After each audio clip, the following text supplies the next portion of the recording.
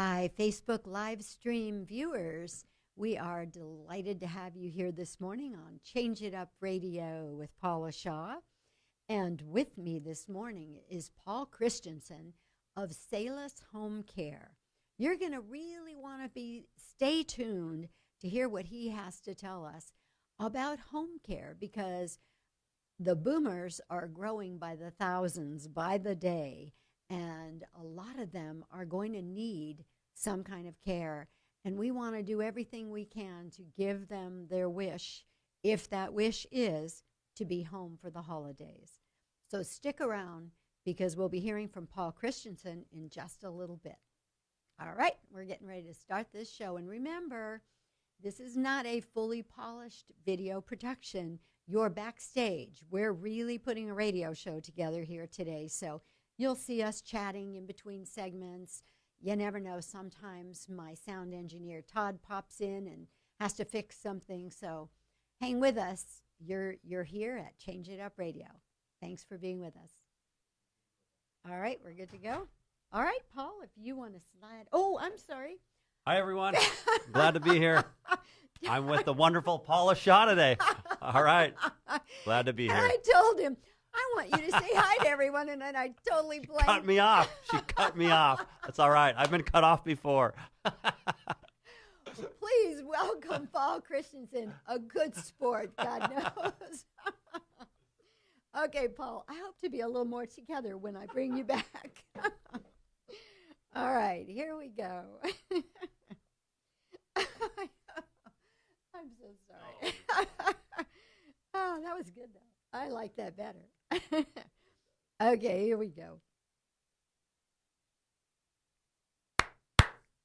Welcome to Change It Up Radio with Paula Shaw. So glad to have you with us today. We've got some exciting things to talk about because, as we all know, the number of seniors and baby boomers is growing by the thousands by the day. And as health declines for so many people as they rise in age, things come into our reality like who's going to take care of mom, or what happens if that parent has a long-term or a chronic illness. And I'm going to have to ask Paul a little more about this, but sometimes it isn't even just an older person who needs home care. It's somebody with some kind of an illness who doesn't need to be full-time in a hospital but needs that extra care. So stick around, because we've got lots of great information for you, especially if you want to help someone you love be home for the holidays. Okay, so welcome to Change It Up Radio. And as those of you know who follow us regularly, this show is all about helping people deal with change.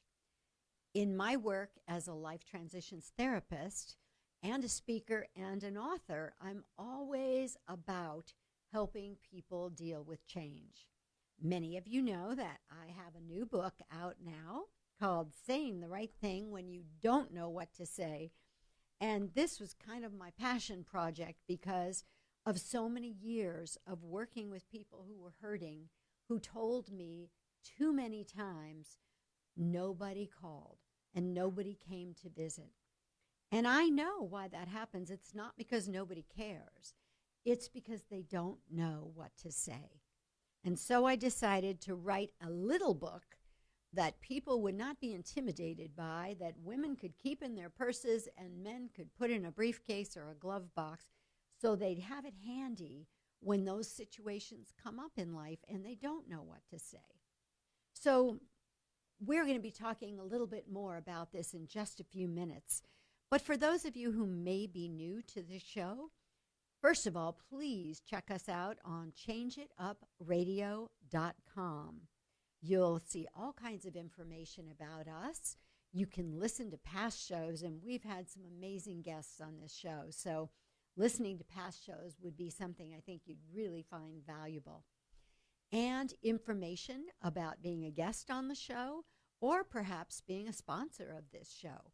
So please go to changeitupradio.com and check us out there.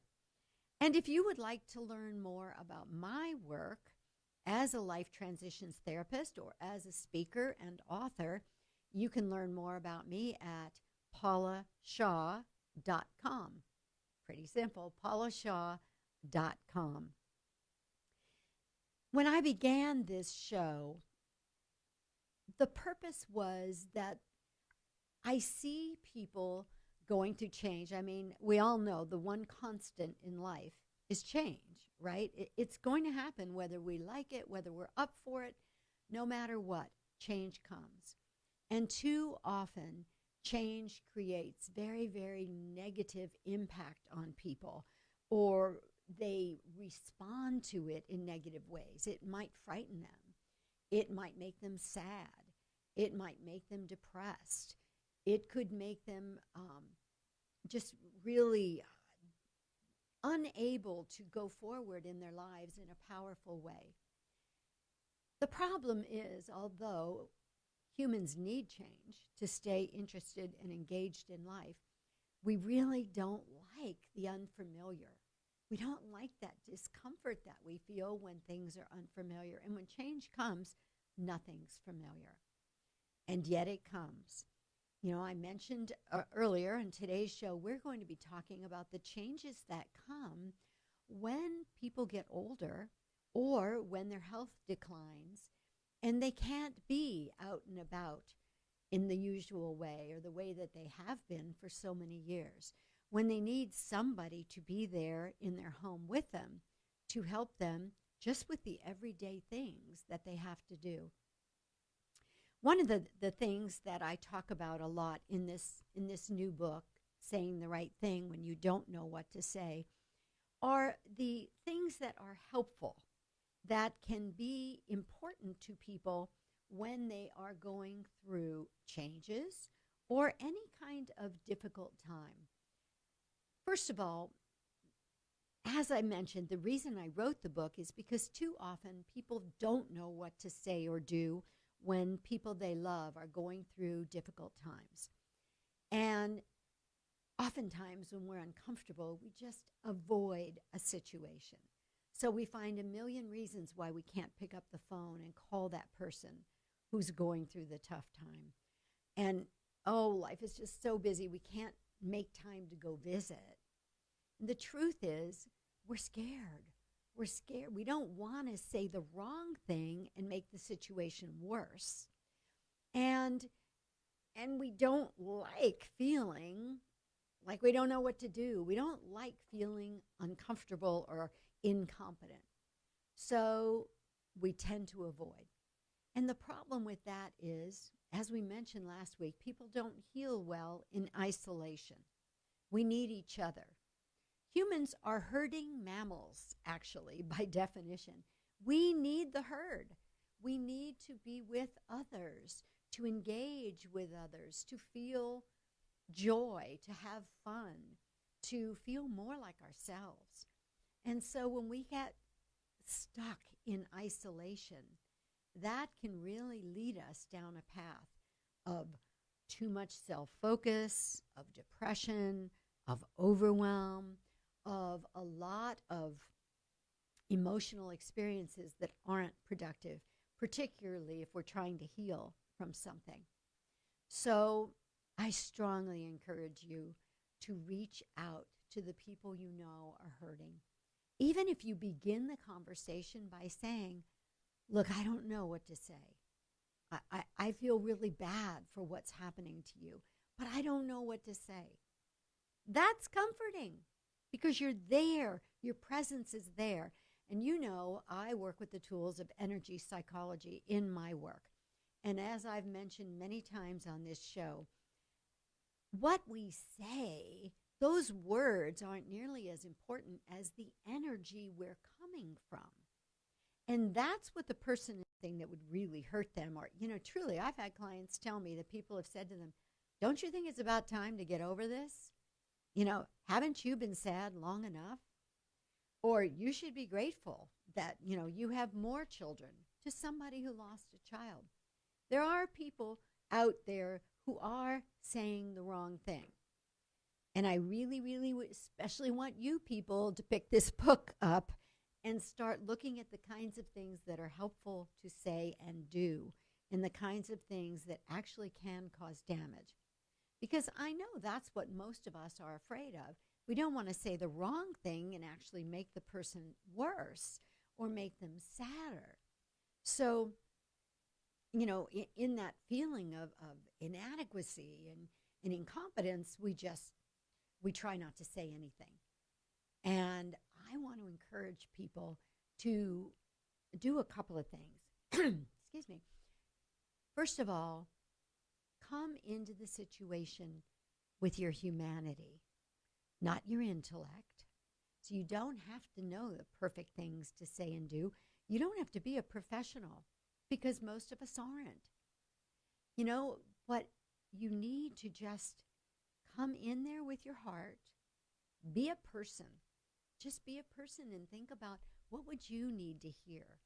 What would help you if you were going through a death or a divorce or a process? That's when they need to talk to someone so that they can sort through their thoughts and feelings.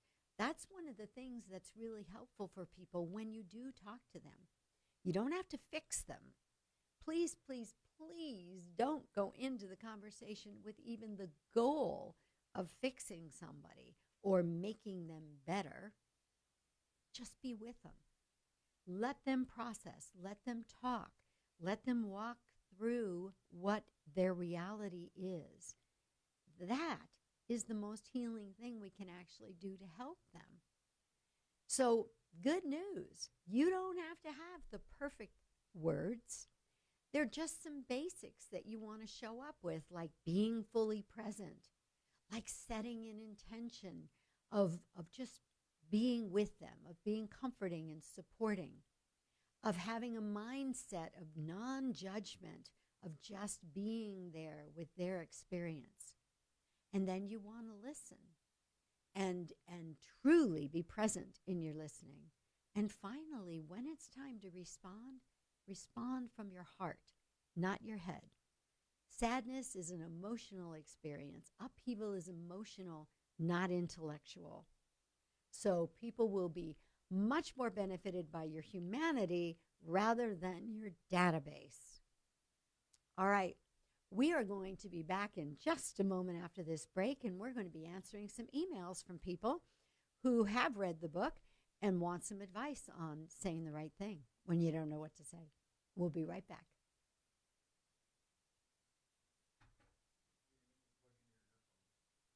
Oh, good. Oh, yes, I forgot. Live stream listeners, we're about to do a segment where my sound engineer will be reading the letters. So I need earphones so I can hear him. Be right back with you. Oh, look, we're all ready from last week.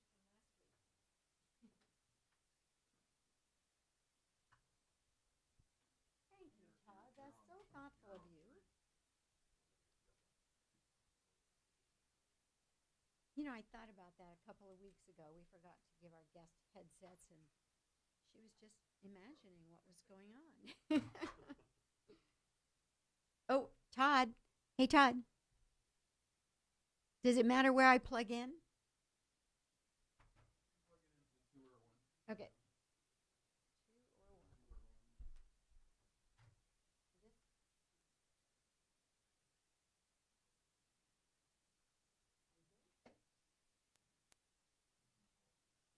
I know. Paul to the rescue. Okay. Whoop. I need water. Oh, thank you, honey. I would have stepped on those or rolled my chair on. Okay, live stream listeners, we're just about ready to go again. And by the way, if Tom and Gloria Jackman are watching this morning, hi. I saw them over the weekend, told them I'd say hello. Okay, here we go.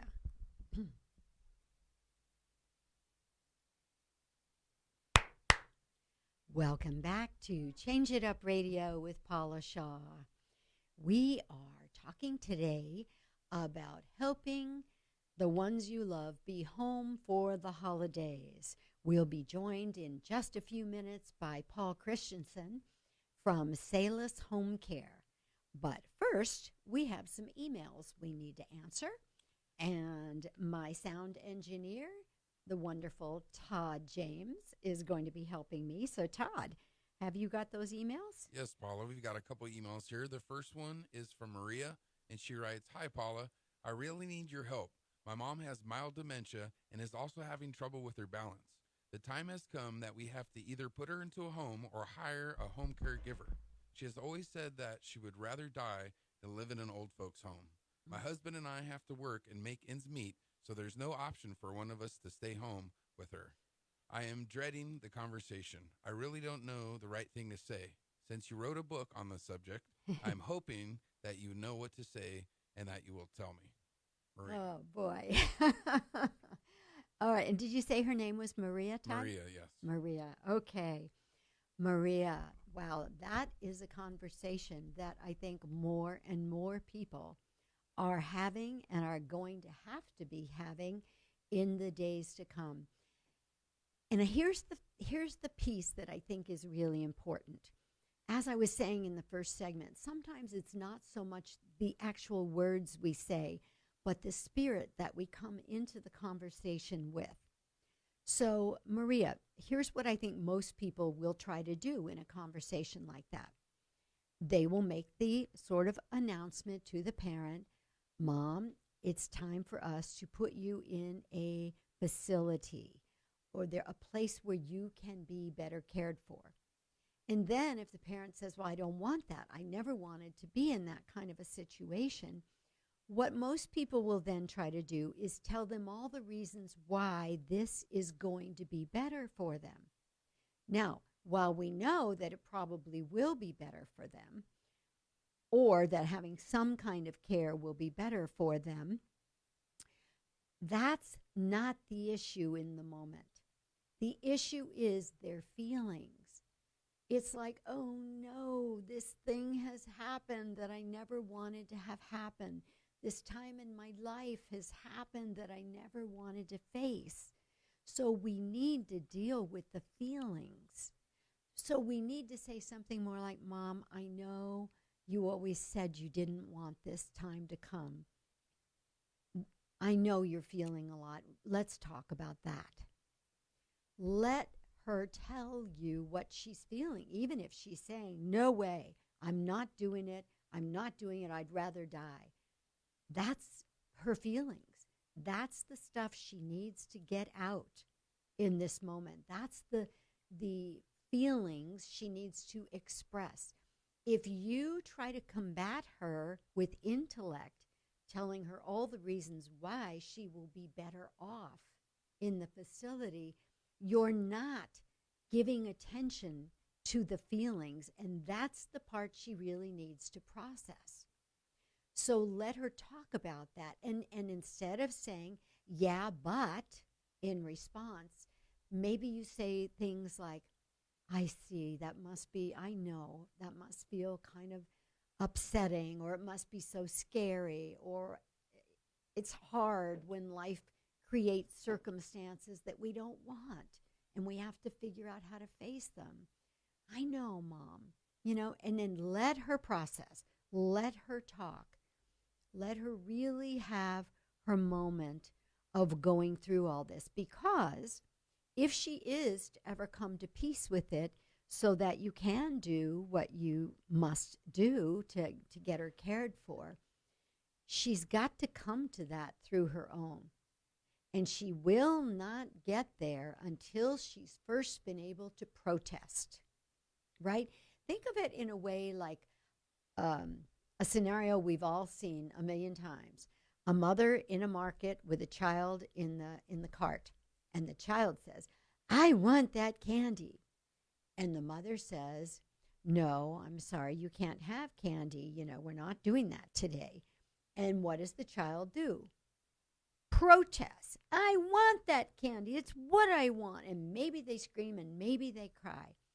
And in those moments, there's no sense trying to reason or create an alternative solution. First, the feelings have to be expressed. And I say this in so many scenarios for us as human beings. We too often try to get to this wise place or this place of forgiveness or this place of acceptance before we've allowed our inner child to scream, before we've allowed ourselves the chance to have those feelings. So let that happen, Maria. Let her have her protest and get it. Get how heartbreaking it is for her. And even if it just comes down to saying, Mom, I'm so sorry that things are this way. Can I hug you? Can I hold you? You know, let her know you're there. Be there. And she'll feel that. And I promise you it will all go much, much better. The other option is, of course, home care, which we're going to be learning a lot about in our next segment. Okay, Todd, do we have another one? Yes, Paula, we do. We have one more email from a listener. This one reads, Dear Paula, although it's been 10 years since my former husband died, my adult children recently emailed me and they said they would like to get together with me and have a talk about their dad and what went wrong between us. I'm sorry. What went wrong between us? They reminded me that they're adults and now that they can handle whatever the truth is. Their dad cheated on me, squandered a lot of money, and left them nothing. Are they really old enough to know the truth? Even though they have asked for the truth, I'm not sure it's a good idea to really tell it. What would you advise? And that's from Lana. Wow, Lana, I think your gut is giving you good information. It does not matter how old these children ever are. They're still his children. He's still their father. And I think one of the toughest things kids go through when there's a divorce or an ending of a relationship is that the parents say things about the other person in front of them. You know what, Todd? Can we start this segment over? Because, oh no, we can't start it over. I think we're okay. Never mind. Would you like me to reread the email? Yeah, let's start with rereading the email, only because I looked at the clock, thought I had forgotten to reset it when we started, and so I didn't know where I was in terms of time. As I told you, Facebook listeners, you're in the real thing. So I'm thinking it was at 7:12, so I think I'll just go like 4.5 minutes on this. I think that should be about right. Okay, let me start it over. Okay, and we'll start with you reading that one. Okay. I'll just say, Todd, do you have another email? All right, sounds good. All right, thanks. Todd, do we have another email? Yes, we do have another email from a listener. This one reads, Dear Paula, although it's been 10 years since my former husband died, my adult children recently emailed me and said they would like to get together with me and have a talk about their dad and what went wrong between us. They reminded me that they are adults and now they can handle whatever the truth is. Their dad cheated on me, squandered a lot of money, and left them nothing. Are they really old enough to know the truth? Even though they have asked for the truth, I'm not sure it's a good idea to really tell it. What would you advise? And that's from listener Lana. Lana, excuse me, I do think that your gut is giving you the right information. It doesn't matter how old the children are, even though they're adults now, they're still his children. And I would say that whatever you can tell them without going into what we might call the dirty details, you know, they don't need to know that stuff. That was between you and him. And he's always going to be their dad. And the thing that we forget children are well aware of is that they genetically are part of him as well as you. And sometimes it's really hard on children of all ages when one parent has behaved in a really heinous way because they know that parent is also part of them. And I think no matter what goes on in the relationship between mom and dad, children are always looking for the reason to love that parent. And they do have love and concern for that parent, no matter what's gone on between both parents. So I think that although they are requesting this meeting, what you might do is just say to them, sit down with them if they're desiring to talk and just say, what is it you want to know?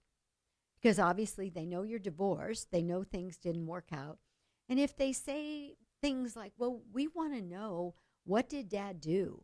Why did you guys fall out of love? Why did you want a divorce? Why did this not work? I would just try to give them general answers as much as you can in terms of, sometimes things don't work out. You guys know sometimes we would argue, or you guys know that we saw the world differently. We saw life differently. We had different values. You know the things that you can say. But I would really encourage you, Lana, follow your heart and your guidance.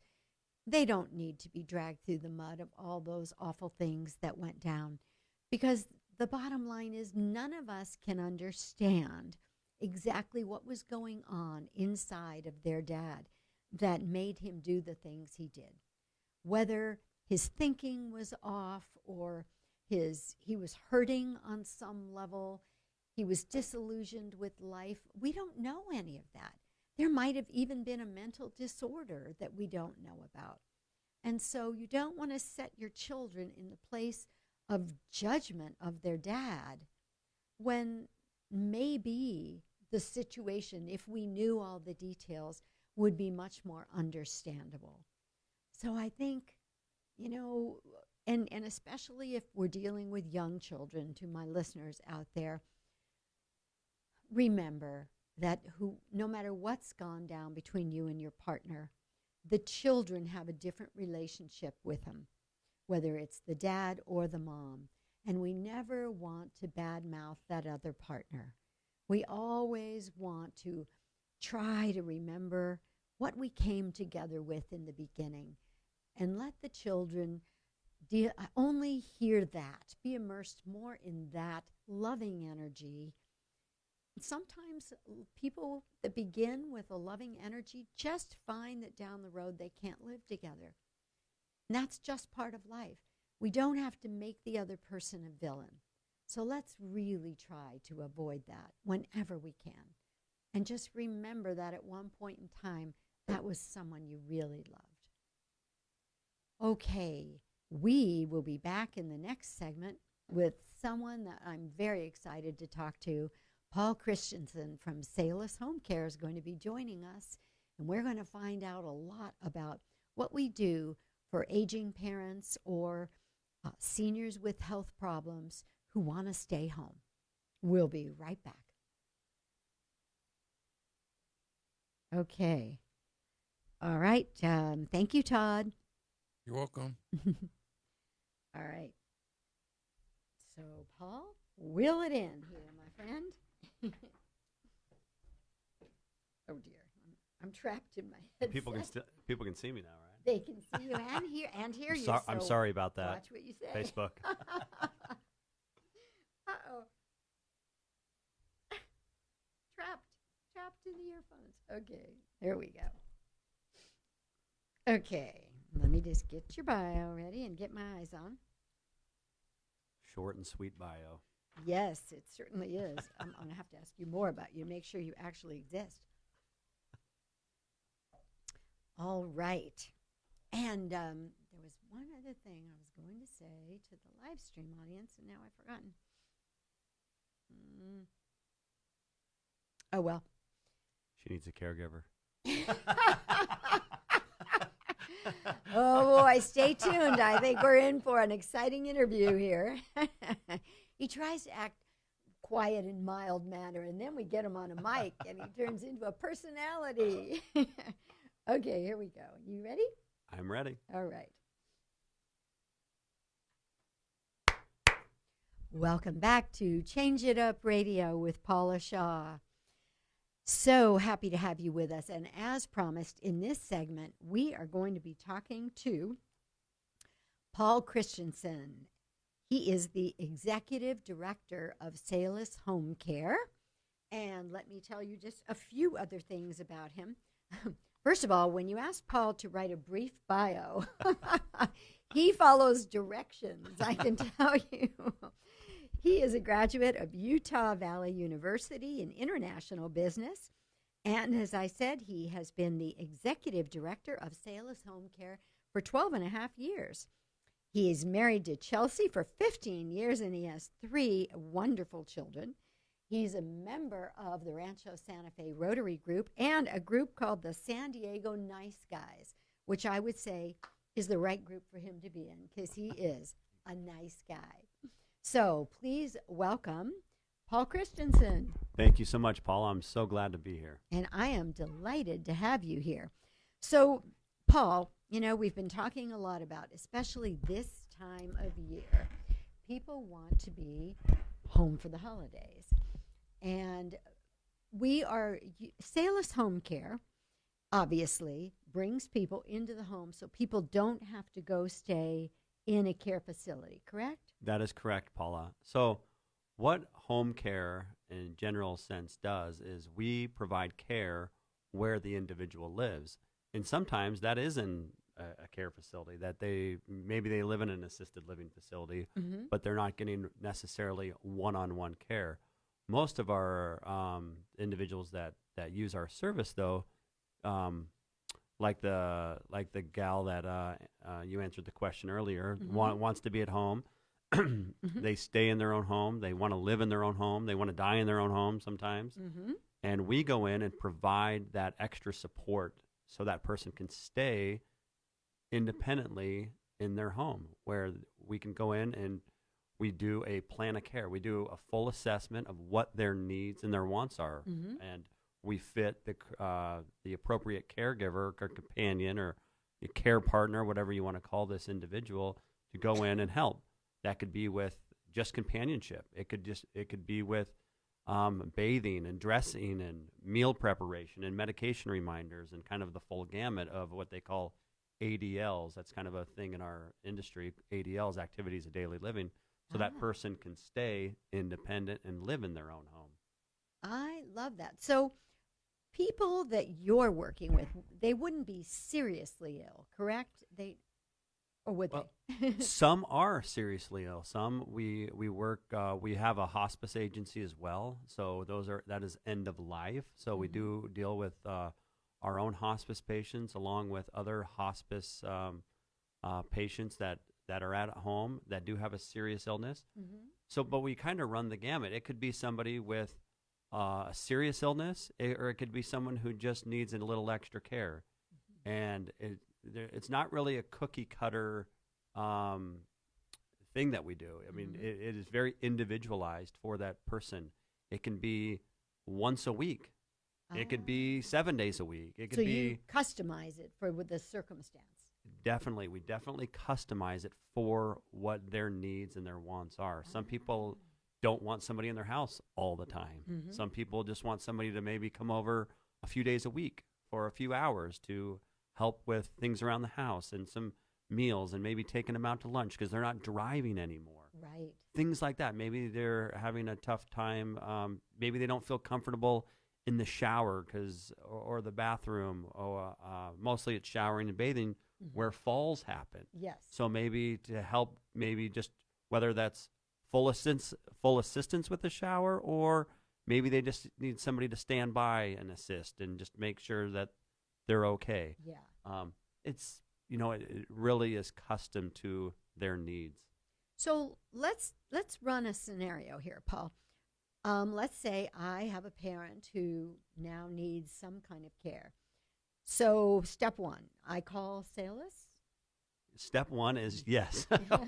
We don't just show up at your house. Thank God. We don't go knocking on your door saying, "Hey."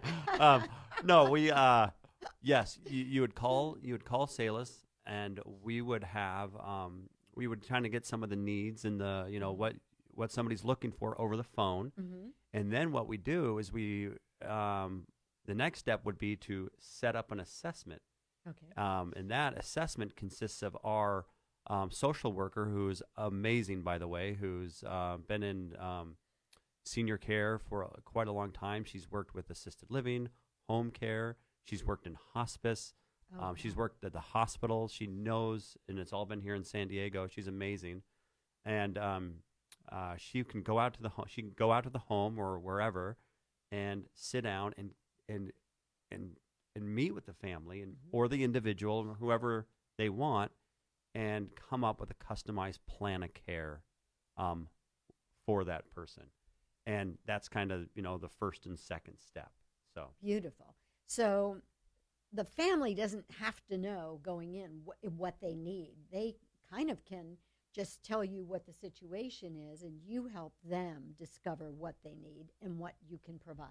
definitely. So there are times where families are taking care of an individual, where they're the primary caregiver, whether it's a husband or a daughter or a son, and they just need some care. So they actually do know kind of what they need already, and they'll just give us a list and saying, hey, they eat breakfast at 7 a.m. They do this. They at noon they do.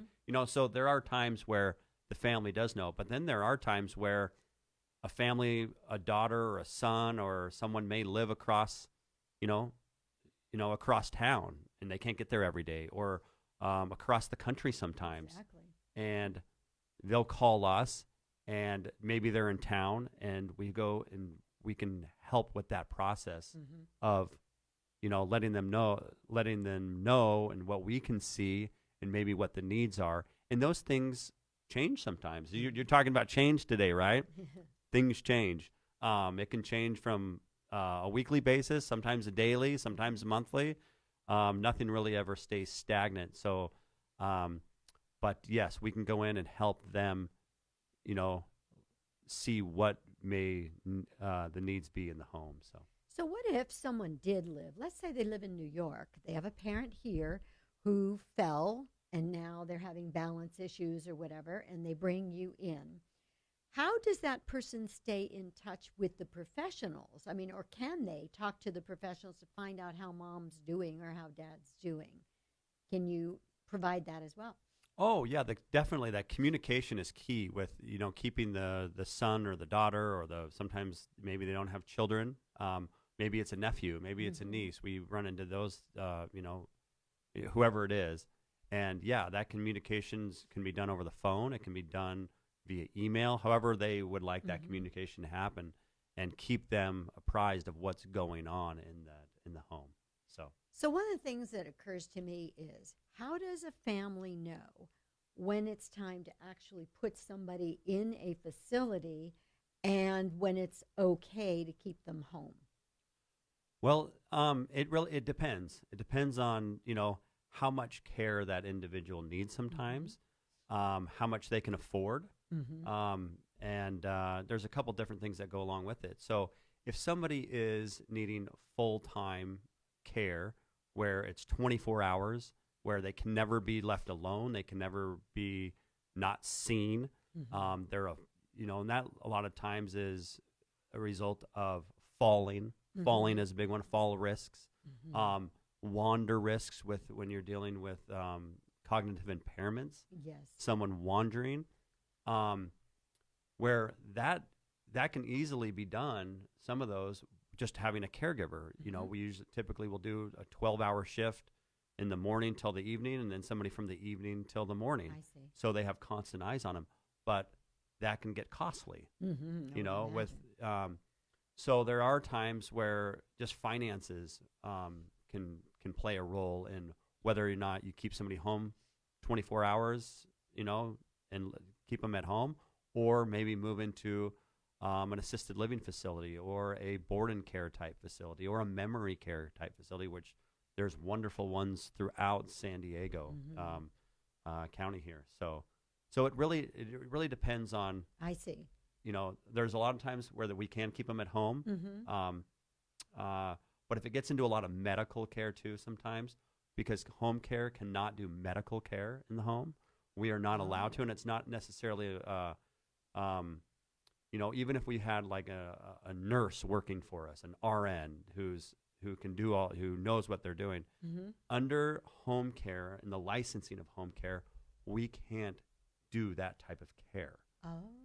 You have to be a licensed home health agency, which we are, but that's neither here nor there. we don't really do that. There's other companies that kind of specialize in private nursing care in the home, but they need to be a licensed home health agency through the state, not home care. So, so there are a few different things. I have a client who now is getting intravenous antibiotics, and they have to be administered 3 times a day. Would that be something that your people could do, or would that count as medical care? That would definitely count as medical. So that would have to be done through a home health agency, through a trained individual. I see. So I our see. caregivers cannot do that. So that's the delineator there. Okay. Yes. Things to like know. we can do medication reminders saying, okay, Mrs., hey, Paula, Yeah. it is time to take your medication. Here it is. I see. We can't necessarily start giving medication and And you're not saying, checking blood pressure. we're or not. doing those We can check blood pressure. We can interpret blood pressure. got it. So That's we can check. important. So we Right. can. Mhm. We can check it, but then that has to. And we can let the family know what it is, and then the family can decide, what Got to it. do with that information. All right. And we've mentioned costs a couple of times. When we come back from this break, let's talk a little bit about that because it's hugely important. Definitely. All right. We'll be right back. All right. Oh, right on the top, I want to give your contact info because sometimes, people are tuning in and out of a show, so we want to be sure we do that every time. Yeah. All right. So we'll do it right there. All right. Ready? Yeah. Is there anything in particular that you do want to touch on that we haven't? I mean, I want to talk about the finances and What the difference between maybe hiring a private versus a home care, oh, okay, That's a big issue. okay, good. Private and Right, license. like hiring Oh, somebody a from regular. Craigslist. Yes. Like Oh, a that's private huge. caregiver versus an agency Yeah. caregiver. Okay, we'll definitely get into that. So those are the 2 big things we want to hit. Okay, here we go. Welcome back to Change It Up Radio with Paula Shaw. In studio with me today is Paul Christensen of Salus Homecare. And we are talking about some issues that are very important to a lot of us who have aging parents and people in our lives who may at some point need home care. So in our last segment, Paul was talking about what are the circumstances where somebody would need home care and what Salus can provide. And so now let's get into the nitty-gritty, Paul. All right, here we go. By the way, Paul is the executive director of Salus Homecare and has been for the last 12 and a half years. And let's give our listeners, just in case anybody has to leave before the end of the segment, how can they reach Salus? Well, there's a couple different ways. So we have a website. Excellent. Good beginning. We are Salus, and it's spelled SALUS, as in Sam, salushomecare.com.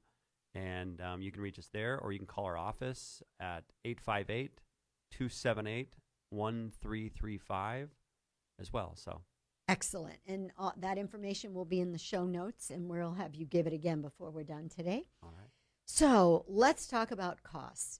What kinds of costs? What are some averages that home care actually costs a family? Yeah, good question. So home care typically will cost it's typically charged by the hour, not the week or the month, but it's on an hourly basis. And rates typically will range anywhere from about $23 to sometimes upwards of $30 an hour. And that can be for sometimes couple care. It can be for, depending on the hours and where somebody lives, sometimes how far a caregiver will have to travel sometimes to go. But typically you'll see a range in home care between about $23 and $30 an hour. Okay, that's good to know. And so if someone were, let's say, taking care of mom after an injury, now they have to go back to work and they need somebody just for those 8 hours while they're gone to work, they can have somebody just for that time, and then they're home in the evening, and then they can handle it, correct? Definitely. So we can do hours anywhere from short-term hours to long-term hours. And there's one other thing I would like to say about that is you're not stuck with us for the duration of someone's life or anything. So if somebody needs us for a day, I mean, there's been times where somebody is coming home from a hospital after an event and maybe needs us for 1 or 2 days, and that's it. That's fine. We have people that have been on service for 8-10 years, so it really depends. So we can do hours, for 4-hour shift once a week to 24 hour, to 12 hours, 7 days a week, and everything in between. So you're not stuck with us. It can be for a week, it can be for a month, it can be for 2 days. So good. Yeah. That's really good to know. I didn't realize that because I thought there were certain lengths of contracts that people would have to commit to. I believe there are some companies that have that, but we don't, and I'm sure there's, and I know there's others that don't as well. So. Yeah. So let me ask you this. If a person comes home from the hospital and here's a scenario that I actually know of. Person came home from the hospital and she did need these intravenous antibiotics. And the husband, there's a thing in her arm. I can't think of the right term, but that the a PICC line a PICC line. Thank you. So she couldn't do it just by herself, but her husband is able to do it for her. But if she didn't have him there, could somebody from Salus help with that? Or is that crossing that line that you said we don't want to cross to medical? That is crossing the line. Okay, that so is it medical. is. Even though it's a simple thing her husband's it is actually simple. doing. There's a lot of simple things that you'd think that, they could easily do that. Yeah. Yes, that's true. But the way licensing looks at things, the home care licensing is, they look at that as medical care, not non-medical care. Got so it. the big thing with home care versus say home health, some people use those terms kind of the same way, home health and home care. They're different. Home health, think of as medical care, and home care, think of as non-medical care. So that's kind of the key. That's an important difference. Okay, so does long-term care insurance pay for your services? Yes. So long-term care does pay for home care and caregiving services as long as somebody has what they call the need of 2 activities of daily living. And there are, we work a lot with long-term care insurance companies, and we actually will bill the long-term care insurance ourselves. We do all the paperwork with the family. Oh, nice. We don't have we don't wait until the family's pays and then reimburses. So we deal with the insurance company, that's very helpful. Which is very helpful to families. And every policy is different. Some have waiting periods, meaning they have to either have been in a hospital or have had care in a nursing home. Sometimes there's a 30-day or a 60-day or a 90-day waiting period or an elimination period associated with that. And everybody's, then they'll have like a max daily benefit. And so, yes, but yeah. And do you have people who can help the average guy interpret their policy, or do they need to go to their insurance person first and find out what coverage they have? We'll sit down and kind of look at the basics of it.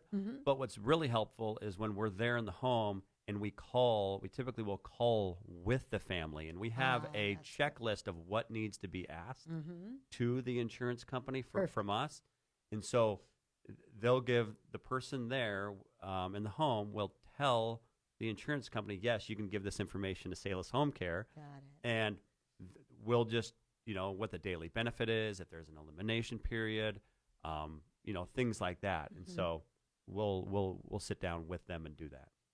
So, Paul, I know that sometimes for families there are money concerns, and I know of families who have gone looking on Craigslist or services like that for someone that they can bring in to care for their loved one. What are the pros and cons of doing that versus a professional outfit like Salus? So I'm biased here. Of course. So there's just a lot more risk associated with hiring somebody privately. They could be a great caregiver. They could be, maybe a friend of a friend who knows this person. But there's some liabilities with that. There could be a tax liability that a lot of people don't understand. When you hire somebody privately and you're paying them privately, you technically they become an employee of yours. Right. You should be paying federal and state unemployment taxes. Oh my God. Things like that. If somebody gets hurt in the home, unless you have a rider on your homeowner's insurance policy, a lot of people think a homeowner's insurance would cover an injury. It doesn't. Workers' comp, all our caregivers that work for a legitimate home care licensed agency, they're fully background checked. They are covered through liability insurance. They're bonded. They're covered through workers' comp. So if somebody were to get hurt in the home, they're fully covered. They don't have to worry about that. Things like that. I mean, that's a lot. There could be theft. I mean, there could be, Yes. like a private caregiver. I mean, you've seen the stories, and most of them that are on the news throughout the country where, something happened. It's typically a private caregiver who got maybe a little too comfortable. There's no oversight, and something went awry just to save money. And I understand. And don't get me wrong, I understand there's that thing, but people need to know the risks that they're taking when they hire somebody privately. Yes. That could go wrong. I mean, I've seen people.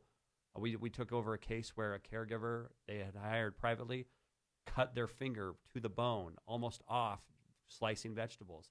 Oh. She sued the private caregiver, who was pretty new, was only on the job for about a week, sued the family. Oh. And then that's where we had to come in and take over. It's just it's little things. I mean, but then you hear, you've seen, times where it works out, but it doesn't work out every time. And Wow. So. And even if it's the fault of the caregiver, the family could still be liable. Is that what you're saying? Liable for the fault of the caregiver? In a suit, yeah. Oh, in a suit, definitely. I mean, if a caregiver is maybe even, doing something they shouldn't be doing as a private caregiver in the home and trips and falls and hurts their leg, breaks their leg, that is the homeowner's responsibility. Yeah. They become the employee. I've even seen where Wow. private caregivers, and I'm not trying to bash private caregivers at all. There's some great ones out there, I'm sure. But I'm just stories that in almost 13 years of doing this that I've seen, where caregivers have filed unemployment against families because they've worked with a family for a while. Then either that person, the individual passes away, meaning the client. Or they just don't want this person anymore, and then they go and file unemployment because they don't have a job anymore. And they say, "Well, who's your employer?" And they say, "Well, Mrs. So and Hey, Paula was I was working for Paula."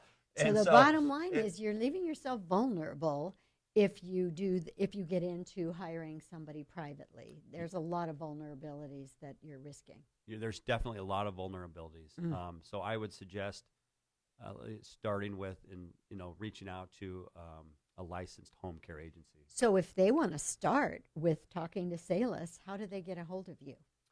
They can get a hold of us on our 24/7 at 858-278-1335.